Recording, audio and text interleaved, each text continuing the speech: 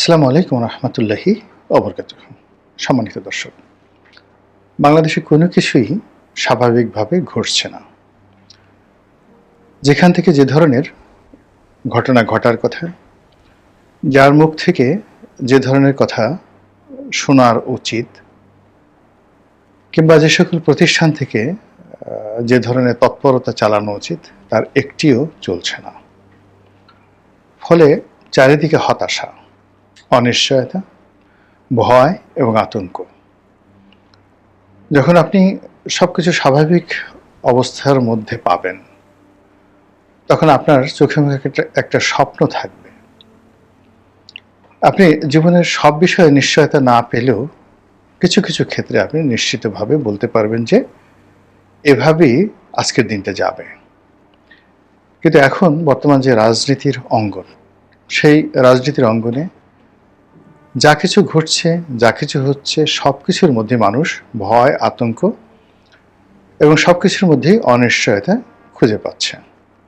আমি একে একে শুরু করি। যেমন ধরুন বিএনপি, কে হবেন বিএনপির মহাসচিব? সালাউদ্দিন সাহেব কে হবেন, নাকি বর্তমান মহাসচিব তিনি থাকবেন? তারেক রহমান সাহেবকে আসবেন নাকি আসবেন না? কবে আসবেন? কয় সপ্তাহের মধ্যে আসবেন? কোথায় থাকবেন? তার জন্য বাড়ি ভাড়া খোঁজা হচ্ছে। তো সেই বাড়িগুলো কি পাওয়া গেছে? বিএনপি কি একা ইলেকশন করবে, না তার সঙ্গে সঙ্গী সাথী কারা থাকবে? সঙ্গী সাথীদেরকে তিনি কিভাবে সিট ছেড়ে দেবেন? কত সিট ছাড়বেন? 50, 100, নাকি 20 থেকে 30টি? নির্বাচন কি পিআর পদ্ধতিতে হবে নাকি সাধারণভাবে হবে? আবার আগে গণভোট হবে নাকি নির্বাচন হবে, নাকি নির্বাচন গণভোট একসঙ্গে হবে? জাতীয় নির্বাচনের আগে কি উপজেলা নির্বাচন বা স্থানীয় সরকার নির্বাচন হবে? নির্বাচন কি ফেব্রুয়ারি মাসে আসলেই কি হবে? এ ধরনের প্রতিটি প্রশ্ন প্রতিদিন বড় বড় মানুষেরা ছোট ছোট মানুষের কাছে করে। ধরুন একজন বড় নেতা যিনি এমপি হবেন, তো তিনি তার এলাকার একজন ভোটারকে দেখে বললেন যে, শুনো গদায়ের বাপ, তোমার কি মনে হয় ফেব্রুয়ারি মাসে নির্বাচন হবে? এরকম অবস্থা চলে গেছে।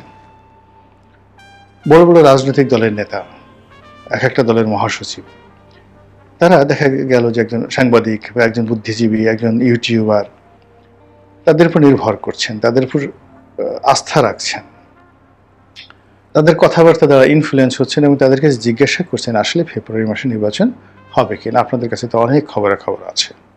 এই গেল দেশের অবস্থা। ডক্টর মোহাম্মদ ইউনূস এবং তার যারা সঙ্গী সাথী রয়েছেন, তাদের মধ্যেও নানা রকম কনফিউশন। ইউনূস সাহেব খুব হিসাব করে কথা বলেন, কিন্তু তার প্রেস সচিব যে কথাগুলো বলেন, সেই কথা আপনি যদি শুনেন, একটি কথার সঙ্গে অন্য কথার কোনো ধারাবাহিকতা আপনি খুঁজে পাবেন না। সরকারের কয়েকজন গুরুত্বপূর্ণ কর্তা ব্যক্তি আপনি দেখবেন যে হঠাৎ করে নিশ্চুপ হয়ে গেছে। আসিফ নজরুল সাহেব, আদিলুর রহমান শুভ্র সাহেব, সৈয়দা রেজওয়ানা হাসান, ওনারা যে কথাগুলো বলতেন সম্মুখ সারিতে এসে, এখন সে কথাগুলো শোনা যাচ্ছে না। সরকারের কার্যত কোনো মুখপাত্র এখন নেই বললেই চলে। মাস্টার মাইন্ড হিসেবে যাকে ডক্টর ইউনূস পরিচয় করে দিয়েছিলেন, সেই মাহফুজ সাহেব, তিনিও দেখলাম যে তার বক্তব্যে নানা রকম হতাশা ব্যক্ত করেছেন। সরাসরি সাম্প্রতিক সময় জিল্লুর রহমান যিনি আছেন তৃতীয় মাত্রা, তার একটি অনুষ্ঠানে তিনি যে মতামত দিয়েছেন, সেখানে নির্মম কতগুলো বাস্তবতা তুলে ধরেছেন এবং সেই নির্মম বাস্তবতায় সরকারের যে অসহায়ত্ব, সরকারের যে ব্যর্থতা এবং সরকারের মধ্যে যে নিশ্চয়তা এবং অনিশ্চয়তা এবং সরকার কতটা অসহায় বোধ করছে, সেই পুরো জিনিসটি তিনি অল্পতম সময়ে বা স্বল্পতম সময়ে ফুটিয়ে তুলেছেন তথ্য উপদেষ্টা। এর বাইরে আসিফ মাহমুদ সজীব ভুঁইয়া, তার একটা সাক্ষাৎকার দেখলাম। তো সেই সাক্ষাৎকারে তিনি বলার চেষ্টা করছেন যে ঢাকা দক্ষিণ সিটি কর্পোরেশনের মেয়র পদে নিয়োগ দেওয়ার জন্য, ইশরাককে নিয়োগ দেওয়ার জন্য যে চাপ ছিল, সেটা তিনি ঠেকিয়ে দিয়েছেন বা তিনি রাজি হননি। এখন অবস্থা দৃষ্টে মনে হচ্ছে যে তিনি সঠিক ছিলেন। গেল তার কথা। হাসনাত, সার্জিস আক্তার, নাসিরুদ্দিন পাটোয়ারি, ওনাদের কথাবার্তার ভিতরে আপনি দেখবেন যে আগের সেই স্পিরিট নেই। হাসনাত, সার্জিসকে এখন বলতে গেলে দেখাই যাচ্ছে না। তারা আগের মতো ঝুঁকি নিচ্ছেন না, কথা বলছেন না, দেশ নিয়ে তাদের পরিকল্পনার কথা বলছেন না। এরপর জামাতের দিকে আসেন। জামাত খুবই রহস্যজনক আচরণ করছে। তারা একদিকে ডক্টর মোহাম্মদ ইউনূসের অনুষ্ঠানে যাচ্ছেন, আবার যাচ্ছেন না। তারা নিউ ইয়র্কে যাচ্ছেন, আবার সেখানে গিয়ে গাজওয়াতুল হিন্দ এর যে যুদ্ধ, সেই যুদ্ধের কথা বলছেন। এরকম নানা রকম ঘটনা। একবার পিআরের কথা বলছেন, আবার নির্বাচনের কথা বলছেন, আবার প্রার্থী সিলেকশন করে রেখেছেন, ইত্যাদি নানা রকম ঘটনা। তো এই যে সকল ঘটনা, সেই ঘটনার মধ্যে আমাদের প্রশাসনে আসলে কি হচ্ছে? প্রশাসন বলতে মিলিটারি প্রশাসন এবং সিভিল প্রশাসন, তার সঙ্গে সঙ্গে ব্যুরোক্রেসির সঙ্গে সঙ্গে বিচার বিভাগ, জুডিশিয়ারি। নিম্ন আদালতে কি হচ্ছে আপনারা খুব ভালো করে জানেন, ভীষণ রকম ভালো করে জানেন। আর উচ্চ আদালতে যেটি হচ্ছে সেটি আকার ইঙ্গিতে বলতে হবে। এর কারণ হলো আমাদের দেশে কন্টেম্পট অফ কোর্ট, এটি কখন কার উপর খড়ক হিসেবে নেমে আসে বলা যায় না। কাজেই উচ্চ আদালতে বিচারকদের যে মনস্তাত্ত্বিক অবস্থা, সেই মনস্তাত্ত্বিক অবস্থা একজন সাধারণ নাগরিক হিসেবে আমি ৮০-র দশক থেকে আজ অবধি যেভাবে দেখে এসেছি, সেটা সবচেয়ে দুর্বলতম অবস্থানে তারা আছেন। এতে কোনো যাকে বলা হয় সন্দেহ নেই। এমনকি এরশাদ জামানাতে যখন প্রবল মার্শাল ল চলছে, ঠিক সেই সময়টাতে হাইকোর্টের যে ক্ষমতা ছিল, সুপ্রিম কোর্টের যে ক্ষমতা ছিল, এবং একজন বিচারপতি যেভাবে মাথা উঁচু করে, শির দ্বারা উঁচু করে চলতেন, সে দৃশ্য কি আপনি এখন দেখতে পাচ্ছেন এই বাংলায়?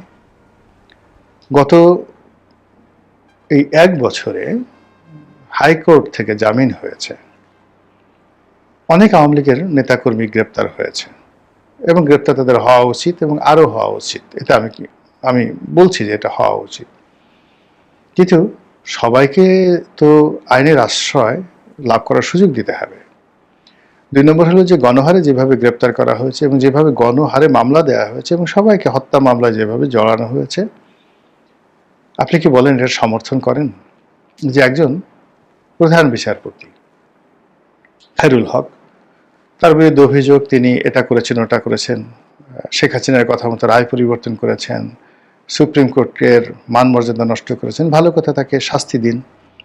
কিন্তু তিনি হত্যা করেছেন, হত্যাকাণ্ডে অংশগ্রহণ করেছেন, এই কথা শুনতে হবে, আর এই বিচার করতে হবে, এই রায় লিখতে হবে, এই দৃশ্য দেখতে হবে। এটা একজন বিচারকের জন্য যদি ন্যূনতম আত্মমর্যাদা বোধ থাকে, তার কতটা কষ্ট, কতটা বেদনা, এটা আপনাকে বুঝতে হবে। বিচারকদের বদলি, নিয়োগ, পৃথক পৃথক যে সচিবালয় প্রতিষ্ঠা, এসব নিয়ে রীতিমতো যে কাণ্ড ঘটছে মন্ত্রণালয়ের মধ্যে, এগুলো বলা যাবে না। তবে আইন মন্ত্রণালয়ে আমি সেই অনেক আগের থেকে আইন মন্ত্রণালয়ের কর্মকাণ্ড দেখে আসছি। লয়ের একজন ছাত্র হিসেবে, ঢাকা বিশ্ববিদ্যালয়ের লয়ের একজন ছাত্র হিসেবে আমার বন্ধুরা ওই মন্ত্রণালয়ে চাকরি করেন, আমার বন্ধুরা সুপ্রিম কোর্টে আছেন শীর্ষ আইনজীবী হিসেবে, তারা বিচারক হিসেবে আছেন। তো কাজেই ওখানকার ঘটনা জানি। এই মুহূর্তে আইন মন্ত্রণালয়ে যা কিছু ঘটছে, বিশ্বাস করেন সুখকর নয়। ওখানে কোনো একটি মানুষ সুখে নেই, এবং সবচেয়ে বেশি সেন্সিটিভ যে জায়গাটি, সেটি হলো উত্তরপাড়া, অর্থাৎ ক্যান্টনমেন্ট। এখন সেই ক্যান্টনমেন্টে যে আসলে কি হচ্ছে, প্রতিদিন অসংখ্য গুজব ডালপালা বিস্তার করছে। সেনাবাহিনী পূর্ণ উদ্যমে মাঠে আছে ম্যাজিস্ট্রেসি পাওয়ার নিয়ে, অথচ তারা বেশিরভাগ ক্ষেত্রে তাদের সেই ক্ষমতা প্রয়োগ করে কোনো অপারেশনে অংশগ্রহণ করছে না, অথচ তারা যেভাবে নীরব ভূমিকা পালন করছেন, এটাই সবচেয়ে ভয়ের কারণ। দ্বিতীয়ত হলো যে তাদেরকে যেভাবে বিভিন্ন মহল থেকে, দেশের বাইরে থেকে যেভাবে গালাগাল করা হচ্ছে, সেই গালাগালের মাধ্যমে তাদের সঙ্গে আমাদের যে সিভিল সোসাইটি, তাদের সঙ্গে আমাদের যে রাজনীতিবিদ এবং এই সময় যারা বিপ্লবী, এই সকল গোষ্ঠীর সঙ্গে মানে এক সমুদ্র সমপরিমাণ দূরত্ব তৈরি হয়ে গেছে। এবং সেই দূরত্বের কারণে মূলত আজ থেকে 6 মাস আগে ক্যান্টনমেন্টের দরজা যেভাবে খোলা ছিল সকলের জন্য, আমি অনেক দিন যাবৎ পার্সোনা নন গ্রাটা ছিলাম। ক্যান্টনমেন্টে আমাকে ঢুকতে দেওয়া হতো না আওয়ামী লীগ জমানাতে। সম্পর্ক ভালো ছিল অনেকের সঙ্গেই, এই জন্য ঢাকা ক্যান্টনমেন্টে মাঝে মধ্যে গিয়েছি, কিন্তু নৌবাহিনী বা বিমান বাহিনীর কোনো অনুষ্ঠানে একেবারে বলতে গেলে যাওয়ারই মতো কোনো সাহস আমার ছিল না। তো দেখা গেল যে এই সরকার ক্ষমতায় আসার পরে ক্যান্টনমেন্ট শুধু আমাদের মতো নয়, আরও অনেকের জন্য উন্মুক্ত করে দিয়েছে। কিন্তু সাম্প্রতিক সময় সেই ক্যান্টনমেন্টের দরজা আবার বন্ধ হতে শুরু করেছে এবং বিপ্লবীদের শীর্ষ নেতা জনাব হাসনাত আবদুল্লাহ অতি সম্প্রতি ক্যান্টনমেন্টে ঢুকতে পারেননি। এটা সারা বাংলাদেশে তোলপাড় করা একটা খবরে পরিণত হয়েছে এবং এটা কেন হলো, কিভাবে হলো। তো সামনে সেনাপ্রধান জনাব ওয়াকারুজ্জামান, তার কার্যকালের মেয়াদ খুব অল্প, সম্ভবত এই বছরই শেষ হবে। তো সে পদে কে আসবেন বা তিনি থাকবেন কিনা, থাকার পর তার অবস্থা কি হবে, আবার নতুন করে আওয়ামী লীগের যে তৎপরতা শুরু হচ্ছে সেই তৎপরতার সঙ্গে ভারতের কি সম্পর্ক রয়েছে, আমেরিকার কি সম্পর্ক রয়েছে, বা আমাদের আমলাতন্ত্রে যে সকল আওয়ামী কুশীলব বসে আছেন তারা আওয়ামী লীগের সঙ্গে কোনো যোগাযোগ রক্ষা করছেন কিনা, এই সমস্ত নিয়ে নানা রকম আতঙ্কজনক খবর ছড়িয়ে পড়েছে। আর তারই প্রেক্ষিতে যারা রাষ্ট্র চালাচ্ছেন, এনসিপি, জামাত, তাদের মধ্যে আতঙ্কের শেষ নেই। অন্যদিকে বিএনপি প্রথমে যেভাবে আত্মবিশ্বাসী ছিল এবং সব কিছু তাদের নিয়ন্ত্রণে হচ্ছে এবং হবে, তারা যেভাবে এগিয়ে যাচ্ছিল, ইদানিংকালে তাদের সেই চিন্তা, তাদের গতি সব কিছুতেই ভাটা পড়েছে। তারা এখন প্রথমত নিয়তি নির্ভর হয়ে পড়েছেন যে আল্লাহ যা কিছু করেন ভালোর জন্য করেন, যা কিছু করবেন ভালোর জন্যই করেন, আল্লাহ তকদিরে থাকলে হবে, নাহলে হবে না, যদি থাকে নসিবে আপনি আপনি আসিবে। দ্বিতীয়ত তারা অতিমাত্রায় ডক্টর মোহাম্মদ ইউনূস নির্ভর হয়ে গেছেন। তাদের ধারণা যে এই মানুষটি সদিচ্ছা, এই মানুষের ইচ্ছা, এবং কেবলমাত্র তিনি যদি নির্বাচন দেন সেই নির্বাচনের মাধ্যমে তারা বিজয়ী হবেন। কাজেই ইউনূস তোষণ এবং ইউনূসের সঙ্গে অ্যাডাপশন, এই দুটো কাজ করার জন্য বিএনপি যেভাবে সর্বশক্তি নিয়োগ করেছে তার একটা নমুনা আমরা দেখতে পেলাম, যে নজিরবিহীনভাবে অনেকটা অযাচিতভাবে অপমানিত হয়ে সারা দেশে বিতর্কের ঝড় তুলে ডক্টর মোহাম্মদ ইউনূসের সফর সঙ্গী হয়ে বিএনপির বর্ষিয়ার নেতা, সম্মানিত নেতা জনাব মির্জা ফখরুল ইসলাম আলমগীর লন্ডনে গেলেন, না মানে আমেরিকাতে গেলেন, এবং সেখানে গিয়ে যে অবমাননাকর, অস্বস্তিকর পরিবেশে পড়লেন। সেক্ষেত্রে এই যে তার লন্ডন ভ্রমণের আবার ভুল হচ্ছে, বারবার শুধু যেহেতু তারেক জিয়া লন্ডনে থাকেন, লন্ডনের কথা চলে আসে। তো তার এই আমেরিকা যে ভ্রমণ, এটিকে বিএনপির যারা নেতাকর্মী তারা কোনো অবস্থাতেই স্বাভাবিকভাবে নিতে পারেনি, এবং তিনি সেখানে গিয়ে যে একটা বিরূপ অবস্থার মধ্যে পড়েছেন এবং সেই বিরূপ অবস্থার মধ্যে গিয়ে আবার বিরূপ কথাবার্তা বলছেন, তা নিয়েও কিন্তু যথেষ্ট বিতর্ক হচ্ছে। সেগুলো নিয়ে আরেকটা ভিডিও হয়তো করব। তো এই অবস্থাতে এই যে প্রশাসনের সর্বস্তরের সঙ্গে যে দূরত্ব এবং সন্দেহ, অবিশ্বাস, এবং অবিশ্বাসটা দেখেন কেমন।